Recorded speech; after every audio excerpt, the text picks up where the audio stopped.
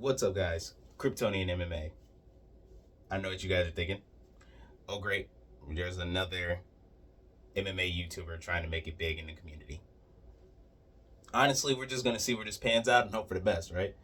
So, our first question of today, our first topic, I should say, is how to make Taekwondo work for MMA. Answer simple, just make it work. Duh. Kidding.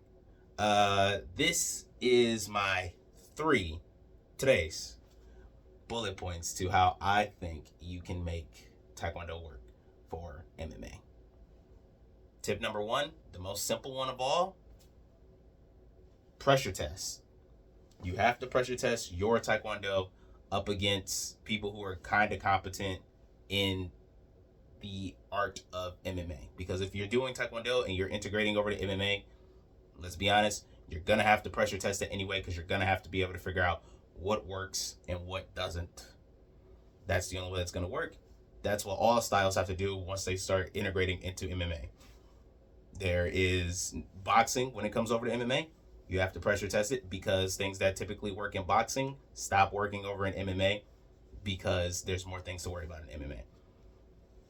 Same thing applies for Taekwondo as well. When you come over to MMA, you have an advantage that maybe not many people do if they're just strictly only practicing MMA and don't have like a solid base on their own.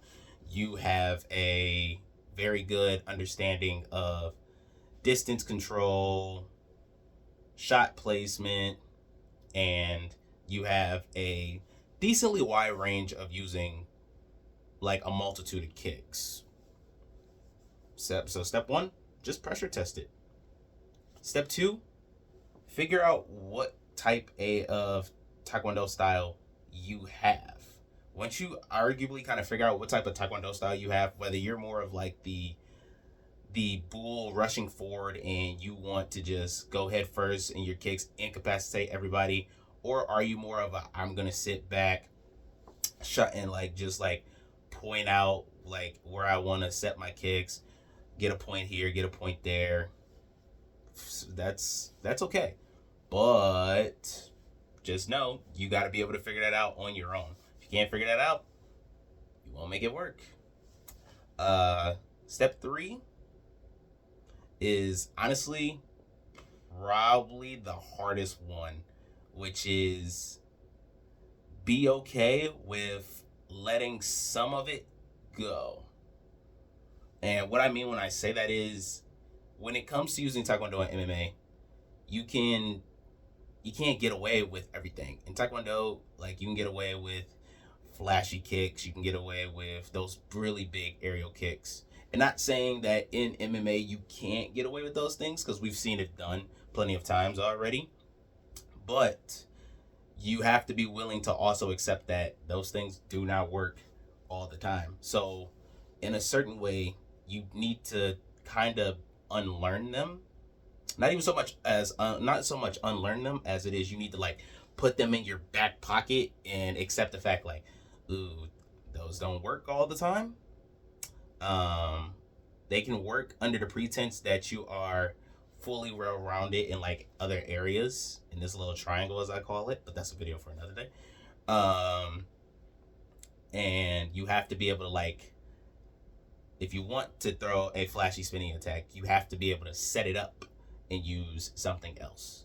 A lot of good examples of Taekwondo fighters in MMA are fighters like Yair Rodriguez, Darren Cruikshank, I believe Edson Barboza as well.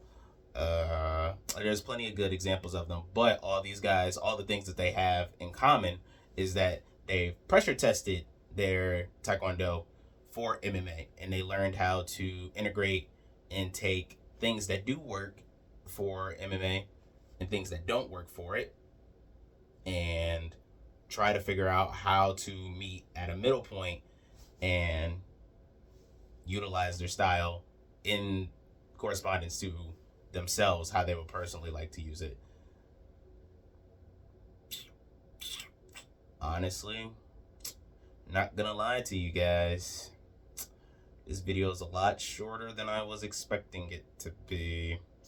And I think that's just simply because I'm a little out of practice with this stuff. But anyway, 3 bullet points. Pressure test. Figure out what type of Taekwondo style you have. Be willing to unlearn a lot of things with it.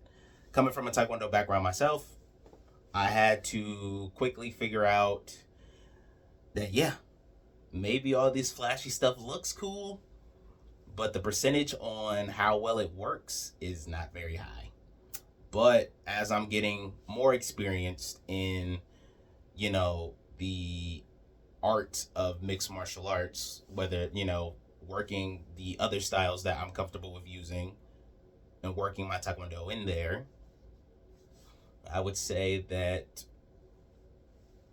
the more comfortable you get with everything else, the easier utilizing your Taekwondo would be. But hey, who knows? Maybe you won't advance at all with your Taekwondo and MMA, and you won't have to use it ever again because you fell in love with something else and no longer care about your base. Who knows? Guys, I'm gonna be completely honest with you. I was sitting downstairs and I was like, I gotta get this YouTube video started, this YouTube channel started some way, somehow. And I was like, if I don't, then I'll never do it. And this is the first video that came out. If you don't like it, that's okay.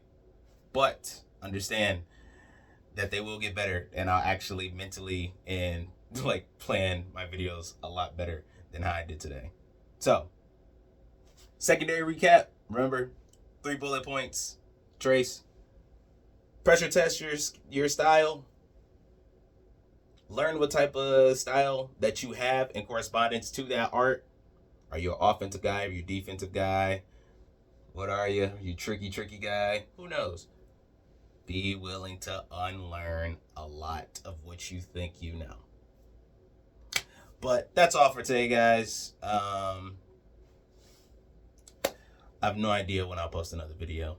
I'm kidding. They'll be coming out like clockwork. I'm trying to be a little bit better about it. But until then, see you guys later. Have a good one.